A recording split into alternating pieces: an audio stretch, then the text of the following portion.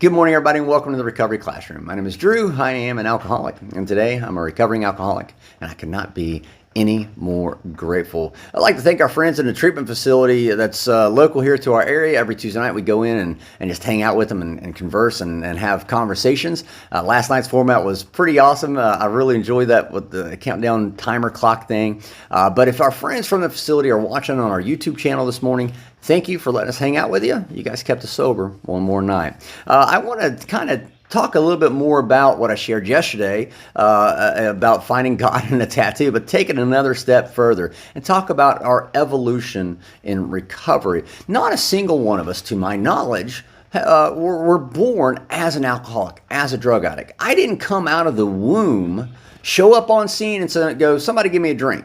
All right. Now, my parents might have said that, but I know I didn't. At least I don't think I did. Pretty sure I didn't. And so what happened was the very first time I took that drink, I liked it.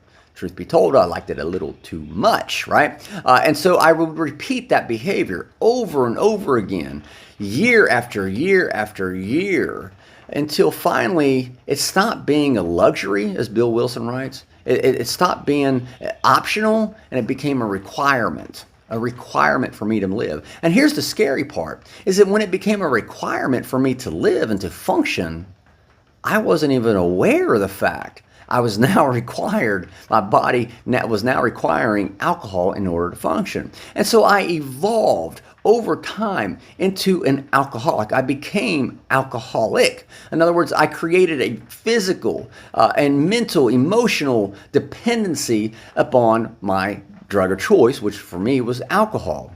And after a while, when I finally said, you know what, okay, I'm going to stop. Well, my body manifested those physical dependencies, if you will. My body manifested that in withdrawal symptoms, the shakes, the tremors, the cold sweats, the rapid heart rate.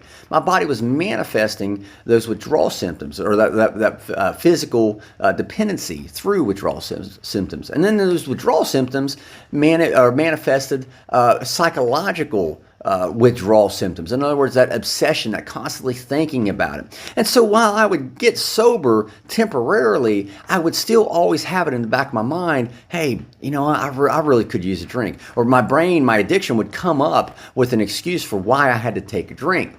I've read a lot of literature out there that says that it can take the brain up to 2 full years to heal. Some literature says more than that. But after, you know, and it makes sense because after 6 months or maybe a year, maybe just a couple months, I would always go back. I would always relapse. And again, if we look back at a historical context, we took small steps. We evolved into our alcoholism. We evolved into our drug addiction. We weren't just born that way. So how do we unevolve, if you will? How do we go back to being not alcoholic or not drug addict? Well, for me, that'll never happen. I will always be alcoholic. However, that doesn't mean I always have to suffer from my alcoholism. We have to continually evolve. If we want to get out of our addiction, well, that means we have to evolve out of our addiction. We have to take small, incremental steps to move away from our addiction, if you will.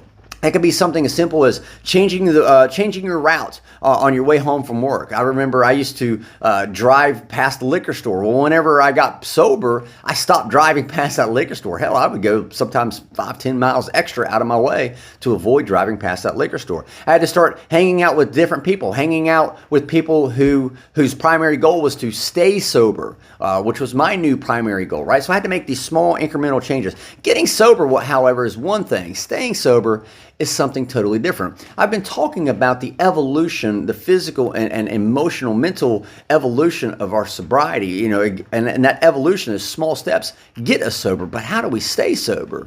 Well, that's where we need to be open and willing to allow our spirituality, our concept of spiritual terms and spiritual phrases to also evolve. I hear it all the time. People come in the rooms, they say, well, right now my higher power is the people within the rooms, or my higher power is this or that or the other.